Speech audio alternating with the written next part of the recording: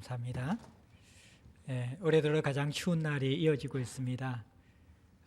농부들이 이 농사가 잘 되기 위해서는 뜨거운 여름에 떼약볕도 필요하고 또 이렇게 추운 겨울에 살을 에이는 듯한 추위도 필요하다고 그렇게 이야기를 합니다.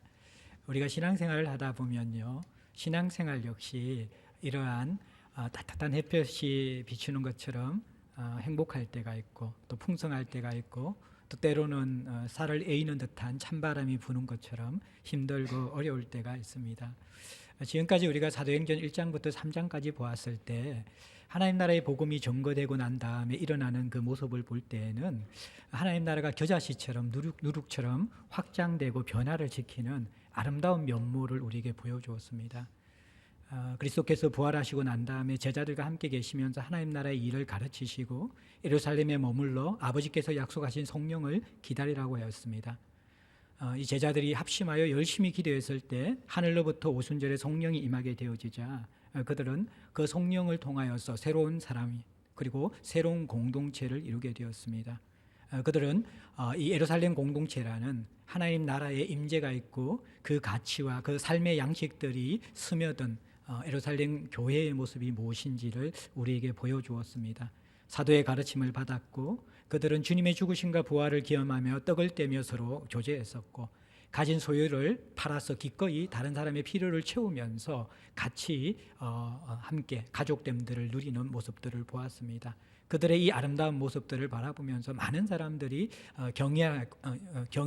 기이 여기면서 교회 안으로 들어와서 영접하고 회개하는 사람들이 늘어간 것들 보았고요. 우리가 3장에 들어와서는 베드로와 요한이 성전에 기도하러 갈 때에 오랜 동안 걷지 못하고 그것에서 구걸하던 사람을 주목하여 보면서 은과 금은 내게 없지만 나사렛 예수의 이름으로 당신을 일어나 걷게 하겠다. 그러면서 손을 붙잡아 일으켜 세우니까 이 사람은 태어나서 한 번도 일어난 적이 없는데 일어날 뿐만 아니라 또 걷고 뛰기까지 하고 그리고 그 몸이 온전케 되어져서 장애가 있을 땐 들어가지 못하던 그 예루살렘 성전에 들어가서 하나님을 마음껏 찬양하며 뛰어 노는 것은 우리가 보았습니다. 그러니까 이러한 이 놀라운 하나님 나라의 겨자씨처럼 누룩처럼 외연적으로 확장될 뿐만 아니라 내적으로도 건강한 변화가 일어나는 모습들을 보다가 이제 4장부터 새로운 국면이 전개됩니다. 그것은 바로 살을 에이는 듯한 겨울의 추위가 찾아오는 것처럼 이들에게 고난과 박해가 찾아온다라는 것입니다. 그래서 이 4장부터 마지막 28장까지 사도행전의 말씀을 보면요, 단 3장만 제외하고는 모든 성경에 이 고난의 기사, 박해의 기사가 있는 것을 우리가 보아야만 합니다. 우리의 신앙생활도 이러할 수 있거든요. 우리 주 예수 그리스도를 처음 경험한 첫사랑을 경험했을 때에는 3장의 내용처럼 하나님이 나를 위해 주시는 축복 속에 잠겨 있고 인생의 기쁨과 감사와 하늘나라가 임하는 그 벅찬 감격 속에서 살아가고 있습니다. 그러나 어느 일정한 시간이 지내게 되면 우리는 이 복음을 위해 살아가는 삶이 아무런 그러한 문제가 없는 평안한 삶이 아니라 오히려 복음 때문에 고난이 시작되고 복음을 위해서 살아가기 때문에 우리는 이 세상의 사람들보다도 더 어쩌면 무거운 짐을 지고 또 살아가는 것들을 우리가 볼 수 있는 것이죠. 복음은 살아 있습니다. 그래서 복음은 끊임없이 변화를 일으킵니다. 유기체이기 때문에 때로는 그 변화가 생명의 역사이기도 하지만 또 그 생명을 공격하는 것이 있기 때문에 때로는 고통과 아픔의 역사가 생명 가운데서는 분명히 있기 마련입니다. 한 아이가 장성한 어른이 되기까지는 아무런 문제 없이 자라는 것이 아니라 쑥쑥 자라날 때도 있지만 때로는 아프고 또 실험하면서 그러면서 또 건강하게 자라는 것들을 우리가 보게 되는 것이죠. 마찬가지로 우리가 기억해야 될 것들은 우리는 신앙생활을 하면 참 삶에 좀 고난과 문제가 없었으면 좋겠다. 잔잔한 호수처럼 편안하게 그렇게 살았으면 좋겠다. 그런 마음을 가지는데 그런데 그런 게 아니라는 것입니다. 신앙생활에 문제가 없는 것은 정말 문제라는 것이죠. 생명의 역사가 있을 때 하나님 나라의 복음이 떨어졌을 때는 생명의 역사가 일어나든지 아니면 그 생명에 저항하는 그러한 고난과 박해의 역사가 있든지 선명한 살아있는 실체가 있는 것이 바로 신앙생활이라는 것입니다. 가장 위험한 것은 성도의 삶에 아무런 일도 일어나지 않는 것입니다. 그리고 교회라는 곳에서 별 이렇게 변화가 없는 것입니다. 이것은 평안한 것이 아니라 위험한 것입니다. 왜냐 그러면 여러분들 성경의 역사를 또 계속해서 우리가 살펴보면요, 절대로 성도의 삶은 그럴 수 없기 때문입니다. 살아있는 복음을 가진 그러한 성도의 삶, 그리고 그 복음을 위해서 누리고 전수하는 사명을 가진 공동체의 모습은요, 생명의 역사가 있든지 아니면 또 거기에 저항하는 고난의 역사가 있든지, 이 두 가지가 계속해서 섞여가면서 우리에게 엄습해 오는 것, 그것이 우리가 살아있다라는 증거입니다.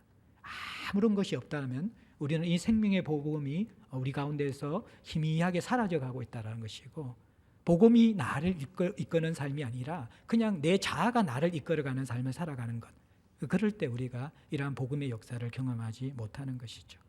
오늘 초대교회에 이제 따뜻한 햇살과 같은 행복한 생명의 역사 뒤에 살을 에이는 듯한 고난의 역사가 오늘 시작됩니다. 어떻게 시작됩니까? 4장 1절에 보면 사도들이 백성에게 말할 때에, 사도들이 성전 미문에 걷지 못하는 구걸하는 사람을 치유한 다음에 이 놀라운 사건을 보고 충격을 받은 사람들이 솔로몬 행각에 모이게 되었습니다.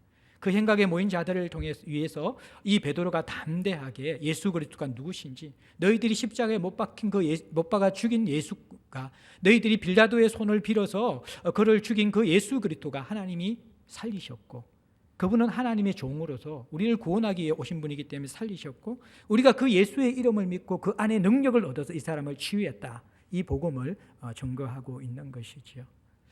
근데 이 말씀을 증거하고 있을 때 복음은 기쁜 소식이죠. 좋은 소식이죠. 어떻게 보면 안전뱅이의 모습, 걷지 못하고 구걸하는 사람을 제가 지지난주 설교에 이야기한 것처럼 죄로 말미암는 인류의 모습이라고 이야기했습니다. 죄는 우리 인생을 마비시키는 것이죠. 죄는 우리가 끊임없이 구걸하더라도 우리의 실존의 허기짐들을 채울 수 없는 그러한 마음속의 갈급함을 안겨다 주는 것이 죄의 모습이라는 것이죠. 걷지 못하고 마비되어 있는 사람, 선한 삶을 살지 못하는 사람, 하나님의 형상으로 살지 못하는 것이 바로 죄인입니다. 하고 싶은데 하지 못하는 것이 바로, 선을 행하고 싶은데 하지 못하는 것이 죄인들의 모습이라는 것이죠. 그리고 끊임없이 구걸하고 있지만, 끊임없이 무엇인가 채우고자 하지만 그 존재 속에 체험을 받지 못하는 것이 바로 죄인의 모습이죠. 바로 이러한 죄인에게 일어나 걷게 하는 것, 그리고 그가 성전에 들어가서 찬양하게 하는 것, 희미한 눈동자에 생명의 기운들이 들어오게 하는 것들, 의욕이 없던 삶 가운데 정말 살고 싶은 생명의 의욕이 일어나게 하는 것들, 사는 것 같은 삶으로 인도하고 목적이 있는 삶으로 인도하는 것, 이것이 바로 복음이 주는 것이거든요. 복음은 기쁜 소식이고 좋은 소식입니다. 그런데 이 복음이 선포되어지고 이 복음이 전거되어서 사람이 살아난 그 장면을 보고 있는데 이것을 싫어하고 거절하는 사람이 있었다라는 거예요. 이들은 싫어하고 거절할 뿐만 아니라 복음을 전하는 이 사도들을 잡아서 감옥에 가두기까지 했던 그러한 사람들이었습니다. 도대체 이 하나님께서 우리에게 생명을 주시고 구원을 주시는 복음의 소식을 거절하는 사람들은 누구입니까? 이들은 놀랍게도 1절에 보면 제사장들과 성전 맡은 자와 사두개인들이라고 이야기합니다. 제사장들은 구약부터 하나님과의 관계에서 가장 중요한 역할을 감당하던 이스라엘 백성들의 죄를 대신하여 하나님 앞에 회개케 하고 하나님과의 관계를 연결시켰던 역할을 했던 중요한 사람들입니다. 그리고 성전 맡은 자라는 것은 이제 세워진 이 성전의 치안과 질서를 유지하기 위해서 그 모든 것을 운영하고 관찰하는 사람을 의미하는 것입니다. 그리고 사두개인들은 특별히 오늘 본문에서 주목해야 될 사람들인데, 이들은 유대의 3대 종교 분파 가운데 한 분파였습니다. 바리새파, 그리고 에세네파, 그리고 또 이 사두개파가 유대 사회를 이루는 종교 분파 가운데 3대 분파였습니다. 사두개파는 어떤 사람들인가? 솔로몬 왕 당시에 성전의 이 일들을 감당하는 대제사장 가운데 사독이라는 사람이 있었습니다. 이 사독이라는 이름에서 유래되어진 그의 후손들이 바로 사두개파라는 것입니다. 그래서 사두개파라는 것은 이 제사장 가문, 그리고 거기에 속해 있는 가족들을 다 포함해서 사두개파, 그렇게 이야기하는 것입니다. 이들은 경제적으로 굉장히 부유했습니다. 왜 그랬냐 그러면요, 헤롯이 이스라엘 백성들을 통치하기 시작할 때 분봉왕이었거든요. 분봉왕은 총독과 함께 이스라엘의 질서와 평화를 유지해야 되는데, 그런데 이스라엘 사회에 영향력을 미치는 사람들은 서기관과 바리새인들이었습니다. 이들은 회당을 중심으로 이스라엘 백성들에게 반로마적인 정서를 가르치고 있는 자들이었습니다. 그래서 헬라의 정서, 로마의 이 지지를 등에 업고 리더십을 행사하고 정치를 해야 된 헤롯에게 바리새인들은 불편한 존재였습니다.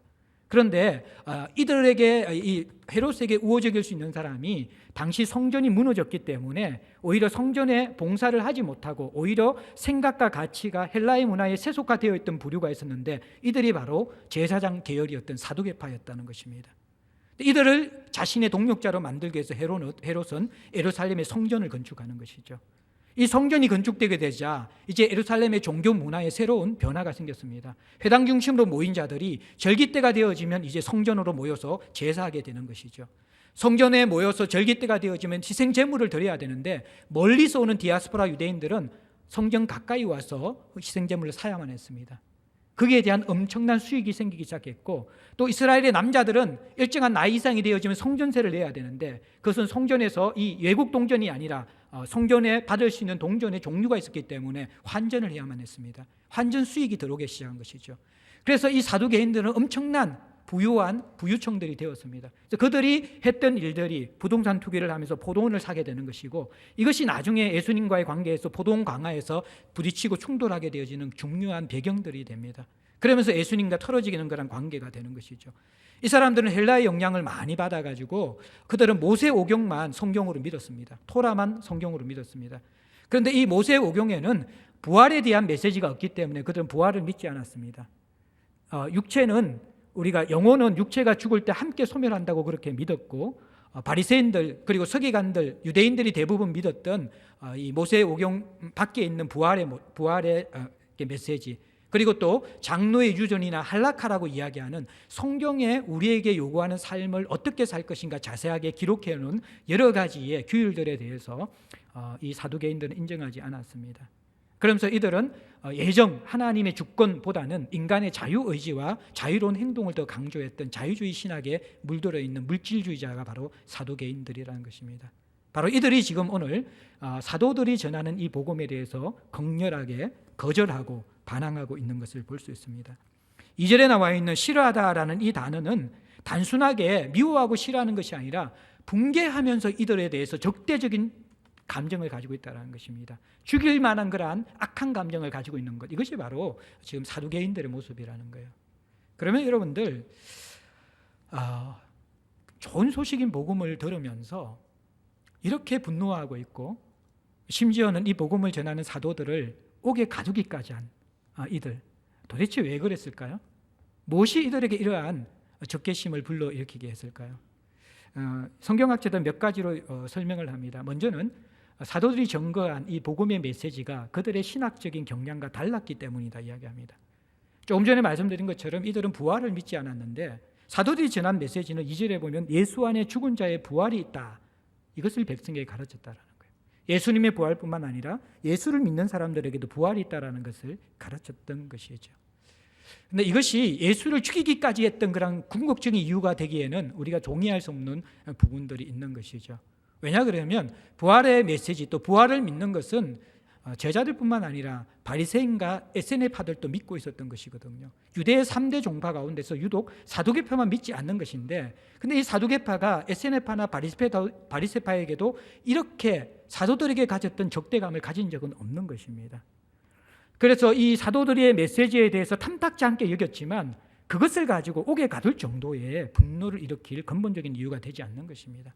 또 하나, 어떤 성경학자들은 정통성이 없는 사도들이 많은 사람들에게 영향력 있는 가르침을 가르치는 것에서 우려해서 이들을 싫어하고 가두었다 이야기하는 것이죠. 당시에는 랍비 학교라는 종교 지도자 전문 양성학교가 있었습니다. 오늘날 같으면 신학교와 같은 것이죠. 이 랍비 학교에서 그들은 성경과 더불어서 오랜 이 장로들의 구전들을 통하여서 율법을 자세하게 암송하고 익히면서 전문가로서 종교 지도자로서 준비를 갖추었습니다. 그래서 이 랍비 학교 출신들이 회당에서나 또는 많은 사람들 앞에서 설교할 수 있는 그러한 전문성을 가진 사람들 인정을 받았거든요. 그런데 신학교도 나오지 않는 이 평신도들인 베드로와 요한이, 이들이 그냥 이 많은 사람들이 운집한 곳에서 메시지를 전가한 걸 보면서 저것은 굉장히 위험한 것이다, 그렇게 가로막을 수 있었다라는 것입니다. 근데 이것도 우리가 충분히 공감하지 못하는 것은, 사실은 이 가르침 때문에, 영향력 때문에 힘들어지게 되는 것은 사두개인들보다는 바리새파들입니다. 이들은 회당 중심의 영역에서 사역했던 사람들이기 때문에 가르침의 영역은 회당 중심의 영역이었습니다. 오히려 이 예수 그리스도의 부활의 복음을 전하는 사도들에 대해서 미워해야 될 대상들은 바리새파들, 서기관들이 더 우선적이어야 되는데 사두개인들이 여기에 대해서 격분하는 것을 보게 될 때 이건 역시 충분히 공감하기 힘들다라는 것입니다. 그러면 왜 이 사두개인들은 부활의 복음을 전하는, 좋은 소식을 전하는, 기쁜 소식을 전하는 사도들을 메시지를 싫어할 뿐만 아니라 그들을 옥에 잡아 가두기까지 했을까요? 그것은 예수를 제거했을 때 그때와 똑같은 동기가 발동했기 때문입니다. 예수께서 살아계셔서 공생의 사역을 하게 되면서 특별히 중후기가 되면서 예루살렘에 들어오면서 성전 체제와의 갈등이 시작되게 됩니다.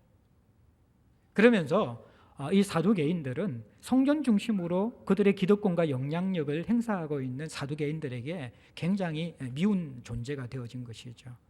그러면서 이 예수 그리스도에 대한 분노를 가지며 점점 들판에 불길이 번져 나가는 것처럼 영향력이 커져가는 예수를 제거해야 하지만이 이제 기껏 이제 이 바리새들에게 빼앗겼던, 서기관들에게 빼앗겼던 그 영향력들을 성전이 세워주면서 이제 자기들이 가지게 되어졌는데 신은 종교 집단과 같은 예수교를 믿는, 예수를 따르는 무리들에 의해서 지금의 자신의 기득권들이 위협받게 될 위기에 처해 있었다라는 것이죠. 그래서 예수 그리스도에게 신성모독죄와 정치 선동죄를 뒤집어 세워서 십자가에 처형한 것이죠. 그들의 기득권 때문에 처형한 것입니다. 그런데 지금 문제가 생겨난 것이죠. 어떤 문제가 생겨났습니까? 예수 그리스도만 처단하면 이제 예수를 따르는 무리들이 소멸할 걸로 생각했거든요. 그리고 처음에는 그런 현상들이 보여졌습니다.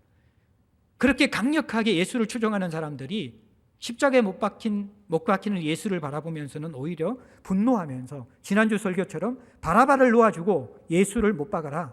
빌라도가 죄 없는 사람을 왜 죽이려고 하느냐 할 때 바라바를 놓아주고 예수를 못 박아라. 분노하게 되어졌습니다. 예수는 십자가에 처형되었습니다. 그리고 제자들은 뿔뿔이 두려워하면서 다 흩어져 버렸습니다. 그들의 목적은 달성되어진 것 같았습니다. 그러나 몇 주가 지나지 않았습니다. 이상한 소문이 들립니다. 예수가 부활했다는 소문과 함께 그 제자들이 다시 운집하고 모이기 시작한다는 것입니다. 그리고 그들이 기도를 하다가 무엇인가 하늘로부터 큰 은사를 받았다는 소문을 들었습니다. 그리고 이들의 영향력이 점점 커져가면서 예루살렘 안에만 해도 이미 3,000명, 5,000명이 회개하면서 이들을 따르는 무리로 변화되었다는 소식을 그들이 지금 접하고 있는 것이죠. 예수만 이게 죽이면 없어질 줄 알았는데, 그런데 지금 선명하게 이 예수가 죽은 이후에도 오히려 제자들이 예수를 점거하면서 더 영향력이 커져가고 있는 것이죠. 그들의 기득권의 위험이 똑같이 일어나고 있는 것이죠. 그런데 더 심각한 문제는 뭐냐 그러면 지금 이들이 전가하는 메시지가 무엇입니까?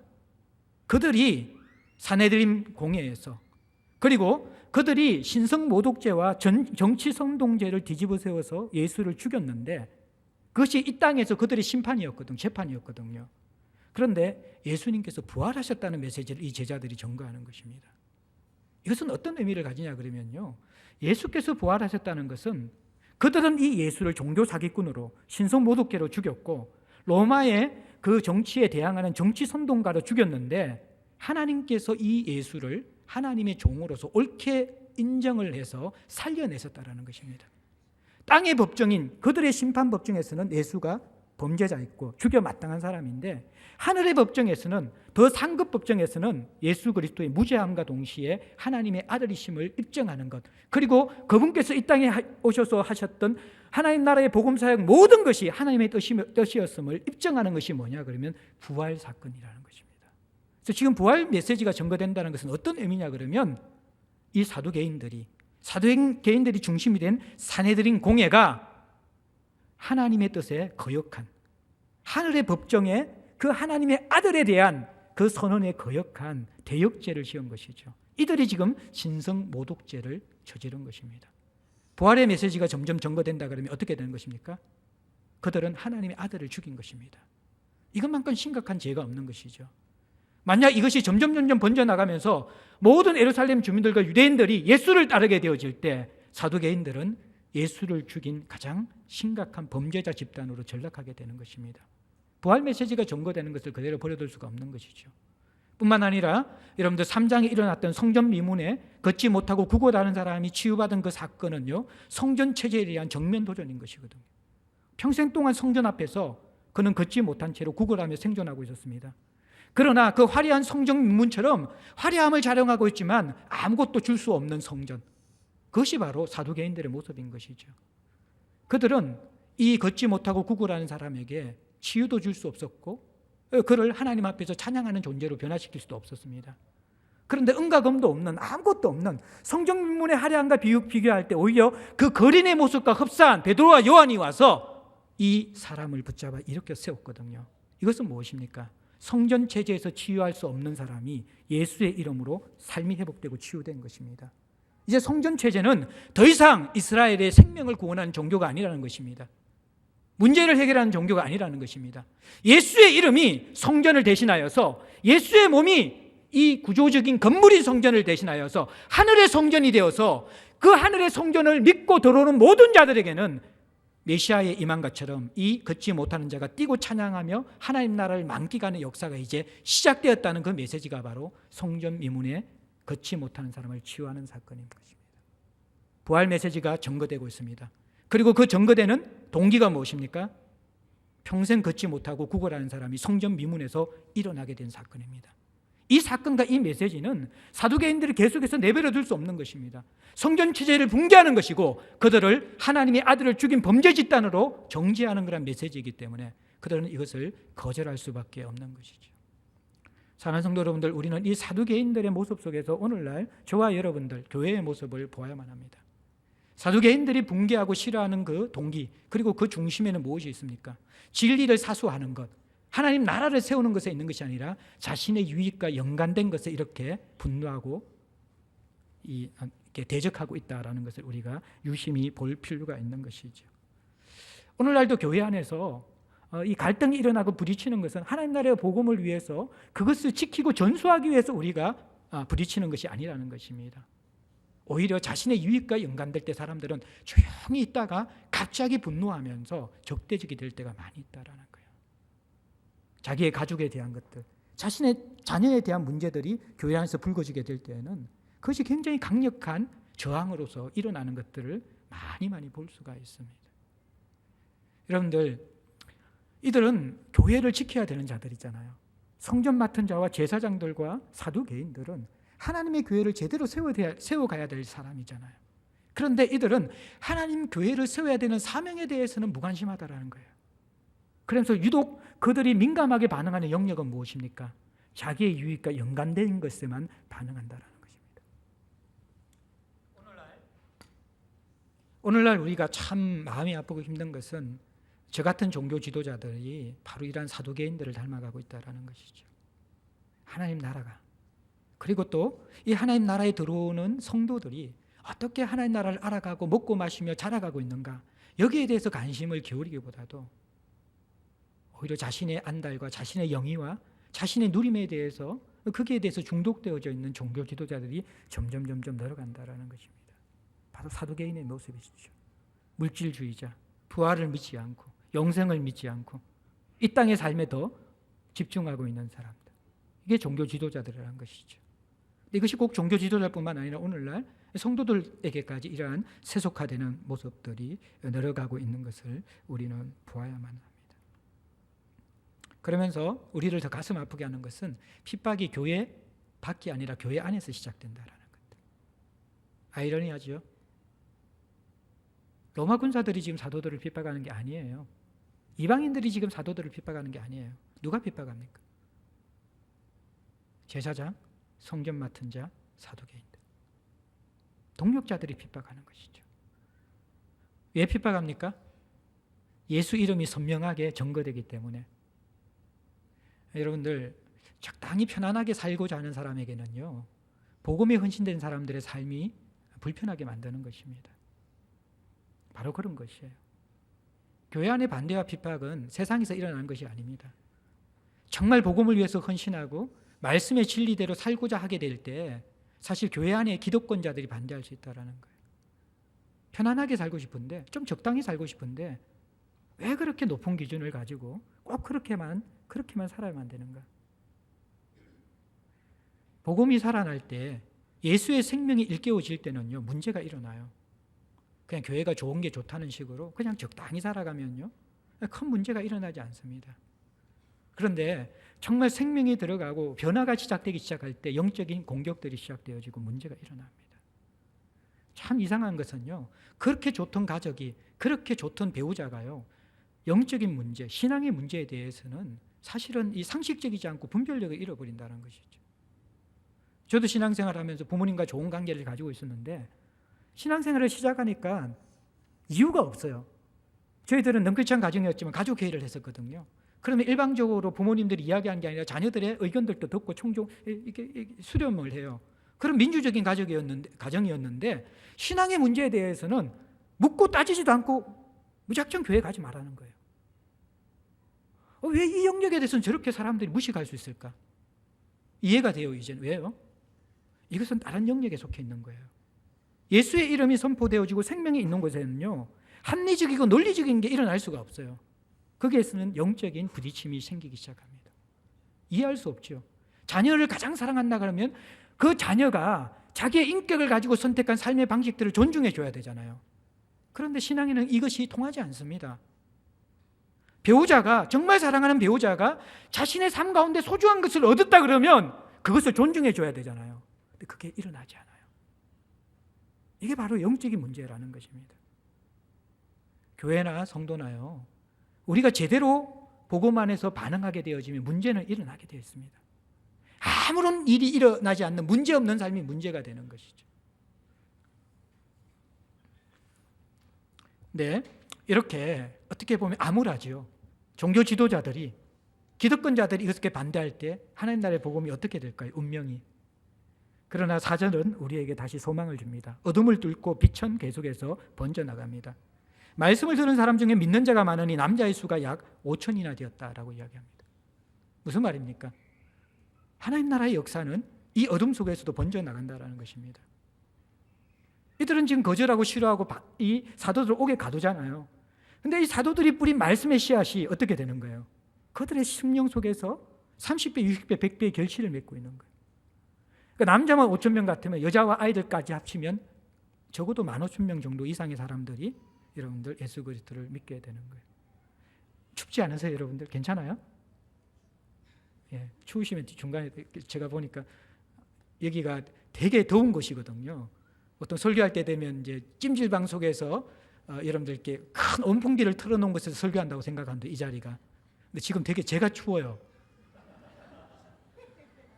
그러니까 이제 여러분들이 얼마나 이렇게 발이 시려울까 막 제가 지금 걱정이 되어가지고 설교를 하면서 설교가 지금 진행이 안 되고 있는데 근데 너무 또 잘 듣고 있는 것 같아서 저 혼자 착각하고 있는가. 죄송합니다. 거절과 박해 중에도 여러분들 하나님 나라의 복음의 역사는, 말씀의 역사는 이렇게 증거되는 것, 이것이 여러분들 참 놀라운 것이라는 거예요. 교회가요, 싸우고 깨어지면 복음의 역사가 중단될 것 같은데 그곳에서도 회심하는 사람들이 생기는 것을 보게 됩니다. 또 교회가 무력하게 되어지면 복음의 역사가 없어질 것 같은데 꼭 그렇지는 않아요. 말씀만 제대로 전거되어지면요, 그 말씀 속에서 결실은 분명히 일어나게 되는 것, 우리가 분명히 보게 되는 것이죠. 이게 하나님 나라의 생명력과 역동성인 것입니다. 저는 오늘날 이제 한국 교회가 참 사회로부터 너무 지탄을 받고 사회가 우리 교회를 염려하고 있잖아요, 지금. 그리고 사실 염려할 정도의 종교 지도자들의 모습들, 또 지금 시국 속에서 행동하는 그러한 어떠한 이 한편 무리의 어떤 종교 지도자의 모습을 보게 되어지면요, 온 사회가 걱정할 수밖에 없는 그러한 태도와 방식들을 가지고 있는 것을 보게 됩니다. 그러면 이 교회는, 복음은 사멸될 것 같은데 그렇지 않다는 거예요. 그 속에서도 생명의 역사들은 분명히 있고 늘어가는 것임을 우리는 볼 수 있어야만 되는 것이죠. 그러면서 이제 5절부터 12절에 넘어가게 되어지면 이제 장면이 바뀌게 되어져요. 사도들이 이 복음을 전하면서 이 복음을 받아들이는 무리가 아니라 거절하는 무리에 의해서 옥에 갇히게 되었는데 이튿날에 풀려나서 사내들인 공회에 서게 됩니다. 자, 사내들인 공회가 어떤 곳입니까? 5절에 보면요, 관리들과 장로들과 서기관들이 예루살렘에 다 모였습니다. 이튿날에. 이들이 사내들인 공회의 구성원들입니다. 70명 또는 71명 정도의 인원이 오늘날 우리나라의 국회처럼 공회가 되어진 것이죠. 이제 국회는 우리가 정책만 결정하는 것인데 이 사내들인 공회는 이게 종교 그리고 사법 그 행정의 모든 것들이 함께 모여져 있는 그러한 최고의 의사결정기구가 사내들인 공회입니다. 그 구성원들이 다 모였습니다. 그리고 6절에 보면 안나스와 가야바 대제사장들인 이들도 모였는데, 안나스는 전직 대제사장이고 가야바는 현직 대제사장입니다. 그러니까 안나스는 가야바의 장인인 것이죠. 여전히 지금 영향력을 미치고 있습니다. 그러면서 또 요한과 알렉산더, 이들 역시 잘 알려져 있지 않지만 아마도 제사장들 가운데 유력한 인물이었던 것 같아요. 그리고 대제사장들의 문중들이 다 함께 참여했습니다. 사내들인 공회가 열리게 된 것이죠. 자, 그러면서 7절이 이제 우리에게 주목해 봐야 되는데, 사도들을 가운데 세우고 묻되 너희가 무슨 권세와 누구의 이름으로 이 일을 행하였느냐. 자, 이걸 그냥 우리가 성경으로 읽으니까 별로 실감이 안 나죠. 이게 어떤 상황이냐 그러면요, 사도가 베드로와 요한이 지금 어디에 서 있습니까? 사내들인 공회에 서 있잖아요. 근데 이 사내들인 공회에 이렇게 서 있는 모습이 얼마 전에 있었습니까? 한 10주 전. 누가? 예수께서. 그 장면이에요, 그 장면. 예수께서 십자가에 처형되기 전에 섰던 재판정이 어디입니까? 사내들인 공회였거든요. 그 장면이에요, 지금. 베드로와 요한에게 서 있습니다. 그리고 나서 이들이 지금 질문합니다. 너희가 무슨 권세와 누구의 이름으로 이 일을 행하였느냐? 저에게 마가복음 설교를 함께 들었던 사람들은 이 질문이 낯설지 않지요? 이건 누가 한 질문입니까? 종교 지도자들이 예수를 잡아 죽이고자 할 때 항상 던졌던 질문이 바로 이 질문입니다. 여러분들, 이 제자들은 지금 어떤 상황에 직면하고 있는 거예요? 불과 몇 주 전, 한 두세 달 전에 있었던 그들의 내리에서 결코 지울 수 없는 강력하게 각인되어져 있는 두려운 장면들이 지금 떠오르게 되는 것입니다. 어떤 장면입니까? 예수께서 십자가에 달리기 전에 섰던 그 자리, 사내들인 공회.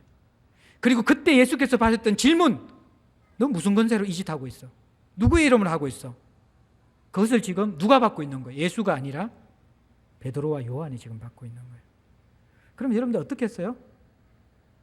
지금 우리나라에 청문회가 열리고 있잖아요. 근데 청문회 열린 사람도 뭐 별로 안 뜨는 것 같아요. 그런 분위기가 아니거든요. 이 사내들인 공회는 청문회는 그냥 이렇게 묻고 끝나는 것이지만 이 공회에서의 결정은 바로 죽음으로 이어지는 결정이 이어질 수 있는 거예요. 종교적으로. 무서운 것입니다. 사람이 트라우마라는 게 굉장히 이렇게 무섭거든요. 적당한 비유는 아니지만요. 제가 이제 이게 우리 사역자들하고 늘 이렇게 식사를 바깥에서 같이 하는데, 근데 제가 국수를 면을 참 좋아해요. 그래서 교회 근처에 직접 면을 이렇게 반죽해서 뽑아서 이렇게 국수를 만드는 집이 있어서 자주 애용을 했는데, 어느 날 제가 너무 배가 고파가지고 거기 가서 너무 맛있게 허겁지겁 먹다가 체하게 되었어요. 그리고 한 2주 정도 죽을 먹으면서 굉장히 힘들었거든요. 그 다음에 일어난 현상이 뭐냐 그러면 그 식당에 죽어도 가기 싫은 거예요. 들어가면 냄새만 이렇게 맡아도 올라올 것 같은 거예요. 트라우마가 생겨가지고 최근에는 그것을 극복하기 위해서 제가 이제 가면서 조금씩 먹고는 있는데, 여러분들 이제 뭐냐 그러면 한번 체했던 그 트라우마도요, 다시 그 상황이 떠올려지면요, 사람이 이게 몸이 반응을 해. 근데 지금 이 사내들인 공회 있잖아요. 이 공회에서 어떤 일이 일어났는가 이들이 선명하게 보았잖아요. 베드로는 지금 예수님께서 신문받고 재판받을 때 자기는 주변인이었어요. 그런데도 두려워서 예수를 부인하고 떠나갔던 사람이었어요. 근데 이제 자신이 예수와 같은 위치에서 지금 신문을 받고 있는 거죠. 베드로가 어떻게 반응할까요? 우리의 예상은 계집종에게 반응한 그 이상으로 두려워 떨면서 무너져야 합니다. 그런데 오늘 베드로가 지금 변화되어 있거든요. 보세요. 8절에 보면 백성의 관리들과 장로들아 그렇게 이들에게 외칩니다. 그리고 10절에 보세요. 너희와 모든 이스라엘 백성들은 알라 그렇게 이야기합니다. 이 어떤 이게 뉘앙스가 있습니까? 베드로는 지금, 요한은 사내들인 공회의 피고인, 범죄자의 신분으로 재판받는 분위기가 아니라는 거예요. 이 사람들의 지금 정서는. 이스라엘 모든 백성들아, 장로들아, 관리들아, 너희들 알고 있느냐? 뭐예요?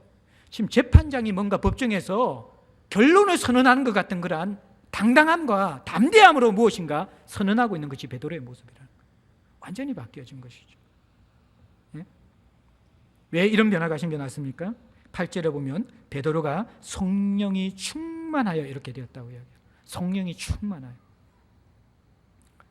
베드로의 변화의 설명은 뭡니까? 몇 주 전, 몇 달 전 베드로는 하나님의 성령이 그를 붙잡지 않았기 때문에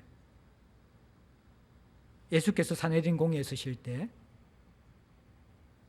그와 함께 하지도 못했던 그러한 비겁한 사람이었습니다. 그런데 지금 얼마 지나지 않았는데 이 베드로는 완전히 다른 사람이 되어져 있는 것이죠. 신앙의 힘이라는 게 이거예요. 복음은 우리의 존재를 변화시키거든요. 제가 제 자신을 보면 참 이렇게 신기하고 신통방통하고 놀라워요. 저는 그렇게 집중력이 강한 사람도 아니고 공부를 잘하는 사람이 아닙니다. 근데 요즘 제가 설교 준비하다 보면요, 하루에 열 몇 시간을 그냥 책을 파고 있고 묵상하고 있고 어떤 때는 3시간 동안 화장실도 가지 않고 공부하고 있는 거예요.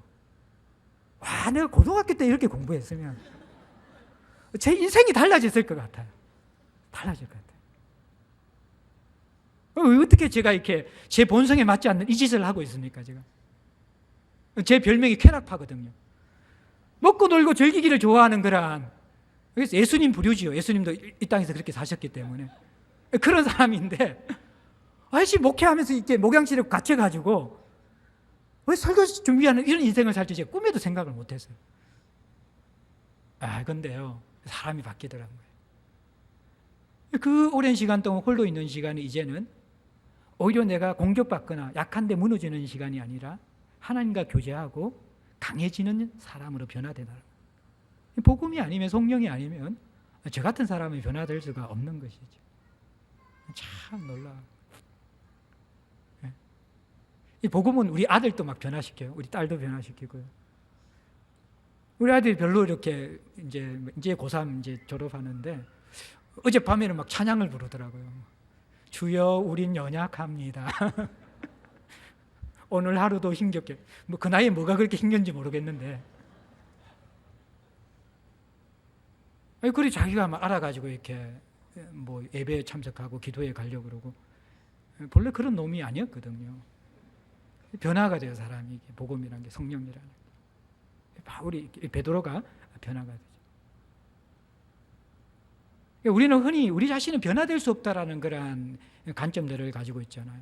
지글러가 이제 이렇게 실험할 때 벼룩 실험하잖아요. 벼룩이 톡톡 튀면 1m 이상 이렇게 그 자리에서 뛴다, 그 자리에서. 근데 한 50cm 되는데 유리로 딱 막아 놓으면요, 벼룩이 탁 튀다가 머리가 탁 부딪히잖아요. 그럼 몇 분 부딪히다 보면 이 유리막을 걷어놔도 그 위에까지 한 45cm까지 딱 튀고 내려온다라. 우리도 이제 그런 인생의 경험들이, 트라우마, 과거, 환경, 상황들, 우리가 극복하지 못한 그게 있기 때문에 우리 안에 연약함, 죄성들, 그러니까 당연히 이것은 극복하지 못하고 살아가는 게 당연하다고 생각한다는 거예요. 근데 그것은 성령 없을 때의 삶이에요.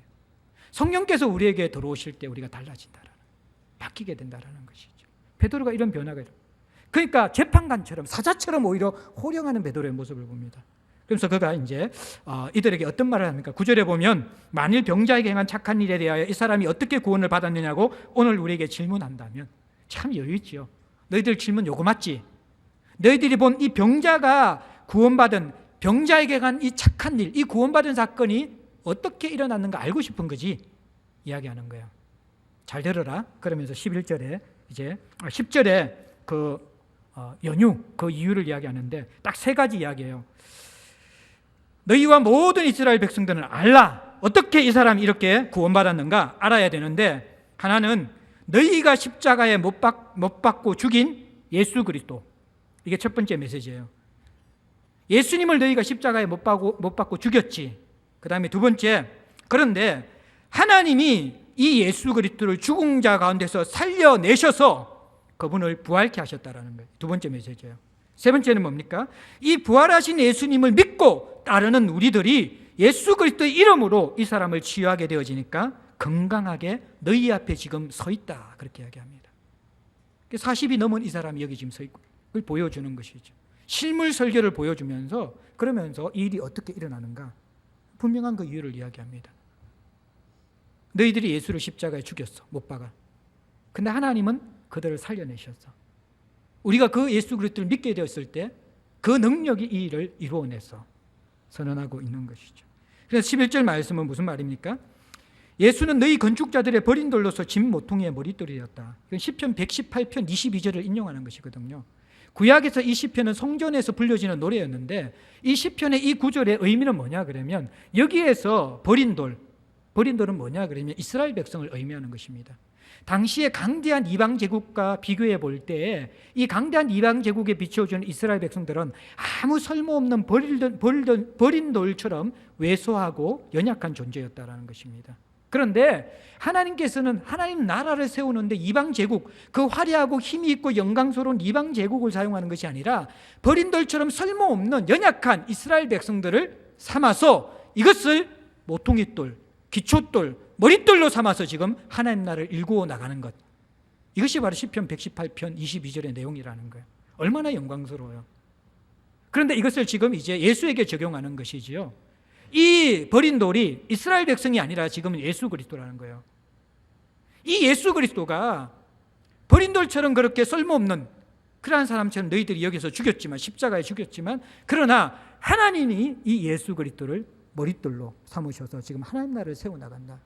그러면서 너희들이 이 예수 그리스도를 죽였다. 이것을 다시 한번 일깨워 주는 것이 바로 이 본문을 인용하는 베드로인 것이죠. 베드로는 성경을 박식하게 알 뿐만 아니라 그것을 예수에게 적용시키고 또 그것을 이 상황에 적용시키면서 정말 탁월한 설교자인 것이죠. 설교자면서 그들의 문제점들을 분명하게 지적해 줍니다. 그리고 마지막 12절만 같이 한번 읽을까요? 12절 시작. 다른 이로서는 구원을 받을 수 없나니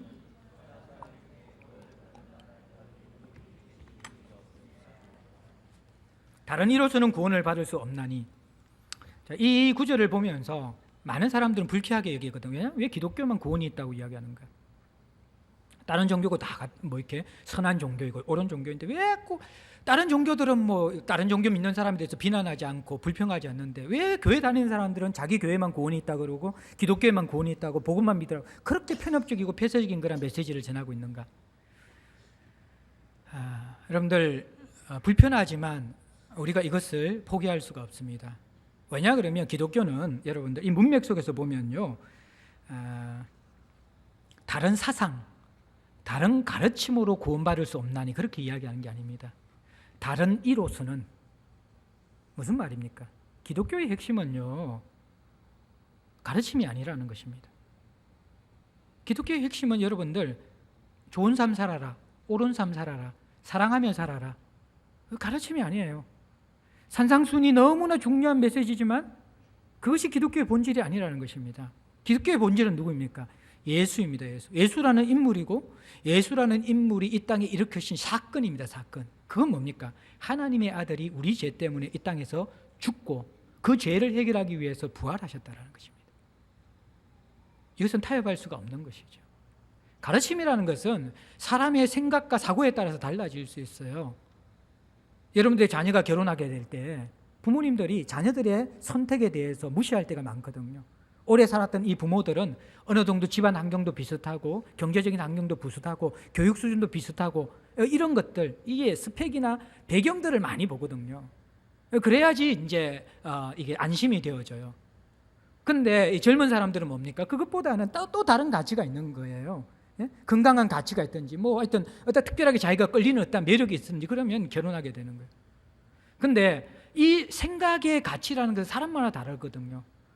건강에 문제가 많은 가정들은 다 필요 없다, 건강하기만 돼, 그게 최고 우선순위가 될 수 있어요. 가난했던 집안에서는 딴 거 필요 없어, 좀 부유하면 돼, 물질만 있으면 뭘까, 다 돈이 없어 싸우더라, 돈만 있으면 괜찮아. 그게 중요한 여러분 결혼 조건, 배우자 조건이 될 수 있어요. 어떤 사람 좀 무식한 것, 제대로 배우지 못한 것이 이게 한이 되어 있는 가정에서는 그래도 이렇게 참 이렇게 배우자는 똑똑해야 돼. 이런 것들 다 사람 따라 다 다르다는 거예요. 근데 한 가지만 옳다라고 우긴다 그러면요, 자녀가 그러면 여러분 인격을 보고 결혼하는 거예요. 부모는 돈이 없잖아요. 그 남자 안 돼. 돈도 없는데 그 남자가 왜 결혼해? 인격과 신앙이 있는데 그거 살아보면 아무것도 아니야. 그래서 그 부모가 그 자녀의 결혼을 반대한다 그러면 근데 그것을 인격적이라고 이야기하겠어요? 그럴 때 우리는 독단적이라고 이야기해요. 왜요? 사람의 가치는 행복이나 어떤 삶의 가치에 따라 생각이 다를 수 있거든요. 그래서 가치에 대해서는 하나로 해결시킬 수가 없어요. 그런데 사건에 대해서는 그렇지 않다라는 거예요. 하나님의 아들이 이 땅에 오신 성육신의 사건, 그리고 그분이 일으키신 스캔들 뭡니까? 자신을 박해하고 자신을 죽이려고 하는 죄인들을 위해서 십자가에 죽은 사건, 부활한 사건. 이것은 우리가 타협할 수 없는 하나님이 이 땅에 이루신 유일무이한 구원의 사건이라는 것입니다. 우리는 이론을 전가하는 기독교가 아니라 예수의 죽으심을 전가하는 복음을 가진 기독교라는 것입니다. 예수 위에 어떤 사람이 우리를 위해서 죽었습니까? 예수 위에 어떤 사람이 우리를 죄에서 구원하기 위해서 부활하셨습니까? 예수 위에 어떤 사람이 나의 죄를 위해서 십자가에 뚜벅뚜벅 걸어가셨습니까? 이것은 유일무이한 사건입니다. 타협할 수 없는 것이죠. 베드로는 예수에게 녹아있는, 예수에 붙들려 있는 예수밖에 없는 이 구원의 복음을 담대하게 자신을 죽이려고 제거하려고 혈안이 된 산헤드린 공의 앞에서 재판장처럼 사자처럼 부르짖으면서 담대하게 선포하고 있는 모습, 그것이 바로 오늘 본문이 우리에게 주는 모습입니다. 사랑하는 여러분들, 너무나 이게 역설적인 상황 아닙니까? 이 배경은요, 성전 미문처럼 화려한 이 제사장들 옷 입은 것부터 다를 것 아니에요. 예? 그들이 이 재판을 할 때, 재판복을 입게 되어질 때 얼마나 그들이 건엄하고 화려하겠어요. 그 앞에 거린처럼 있는 이 베드로와 요한들은 얼마나 초라하겠습니까? 성전 미문 같은 화려한 그들은 어떤 자들입니까? 무력한 자들이에요. 물질이 있지만, 은가금은 있지만 예수의 이름이 없는 사람들입니다. 성전에서 구걸하는 그 앉아있는 사람에게 아무것도 줄 수 없는 사람들이었어요. 오늘날 이런 사람이 너무 많잖아요. 교회 안에 화려하지만 무력한 사람들. 강할 때 강해야 되고 약할 때 약해야 되는데 약한 것에는 강하고 강한 것에는 약해지는 사람들. 선을 행하고 하나님을 따라 사는 데는 약하고 세상에 대한 욕심에 대해서는 강한 사람들. 이게 바로 사두개인들입니다. 화려해 보이지만 이들은 아무것도 아닌 사람들이에요. 그런데 오늘 이 변화된 성령 충만한 예수에 붙들린 이 베드로의 모습은 어떻습니까? 은과 금은 없는 사람이에요. 거짓 형식을 가진 그런 사람이에요. 초라한 사람입니다. 그런데 그는 지금 무엇을 하고 있습니까? 재판장처럼 호령하고 있습니다. 예수를 경고하고 있는 것이죠. 그 옆에는 무엇이 있습니까? 생명을 살린 사람이 그 옆에 있습니다. 그리고 그는 이 세상 그 어떤 권세와 두려움에도 두려워하지 않는 사람입니다. 이 사람은 지금 산헤드린 공회라는 이전의 그 두려운 환경을 이겨낸 사람입니다. 두려움을 주었던 사람을 이겨낸 사람입니다. 그 모든 것들을 깨트리면서 새로워진 사람이 여기 서 있는 것이죠. 누가요? 베드로가. 어떤 사람이었어요? 부인했던 사람이. 무엇 때문에? 성령 안에서 예수를 만났기 때문에. 이게 복음의 역사라는 것입니다. 사랑하는 성도 여러분들, 오늘 우리는 복음이 일으키는 위대한 변화를 보았습니다. 복음은 3장까지의 내용처럼 겨자씨와 누룩처럼 아름다운 긍정적인 열매도 맺지만 영적인 실체가 있는 곳에서는 도전과 고난과 박해도 분명히 있습니다. 성도의 삶의 문제는요, 아무 일도 일어나지 않는 것입니다. 내가 예수를 믿고 있는데 아무 일도 일어나지 않아. 예수를 믿는 교회인데 아무 일도 일어나지 않아. 호수처럼 편안하고 아무런 일도 없어. 절대로 좋은 공동체, 좋은 성도가 아닙니다. 위험한 상태에 있는 것입니다. 생명의 역사가 있든지 아니면 그 생명의 역사를 통해서 반대하는 그런 영적 악한 세력의 대적의 역사가 있든지 살아있는 공동체는 꿈틀거리고 살아있는 성도들은 꿈틀거리게 되어 있다는 것입니다. 그러면서 오늘 우리에게 선명하게 복음을 가진 자와 복음의 무늬만 입은 자의 모습을 대조해 주고 있죠. 산헤드린 공회의 사람들. 어떤 사람들입니까? 가장 복음을 위해서 교회를 위해 헌신해야 될 사람들이 적대자가 되고 있습니다. 왜요? 기득권이 위협을 받을 때 편한 삶을 살고자 하는데 계속 불편하게 만드니까. 왜 그렇게 특별하게 신앙생활을 하려고 하느냐? 오히려 이 동력자들이 공격하고 있는 모습이 산헤드린 공회의 이 사두개인들의 모습이라는 것입니다. 그들은 성전 미문처럼 화려하지만 아무것도 없는 사람이에요. 은가금 말고는 아무것도 없는 사람들이에요. 자신도 변화시키지 못하고 다른 사람도 변화시키지 못하는 무력한 사람들입니다. 그런데 여기에 있는 변화된 베드로는 어떤 사람입니까? 요한은 어떤 사람입니까? 그림과 같은 아무것도 없는 사람이죠. 옆에 생명을 준 사람이 바로 옆에 있습니다. 그리고 그 산헤드린 공회 앞에서 담대한 사람, 세상을 이기는 사람, 두려움을 이긴 사람, 사람들을 이기는 사람 있는 것이죠. 찬송가 가사 중에서 고요한 바다로 그 찬양 있잖아요. 그 2절에 보면요. 큰 물결 일어나 나시지 못하나 이 풍랑 인연하여서 더 빨리 갑니다. 제가 이 가사가 요즘 마음에 많이 다가와요. 그리스도인의 삶에 풍랑이 없을 때가 별로 없어요. 늘 있습니다. 그런데 우리가 신앙이 성숙하다는 것은 이제 그 풍랑을 즐길 줄 아는, 파도 타기를 할 줄 아는 사람이 되어야 된다는 거예요. 여러분들 이렇게 파도 타기를 좋아하는 사람이 파도가 높을수록 더 좋아하거든요. 더 스릴이 있고 더 멋지기 때문에. 세상에서 성도의 삶은 그래요. 문제가 없기를 바라면 안 돼요. 문제를 이길 수 있는 하나님이 주시는 충만한 예수 중심의 성령 충만한 삶이 우리에게 붙들림을 받아야 된다라는 것이죠. 그렇게 되게 될 때 우리는 우리 인생 가운데 더 빨리 갈 수 있어요. 어디로? 예수 안으로.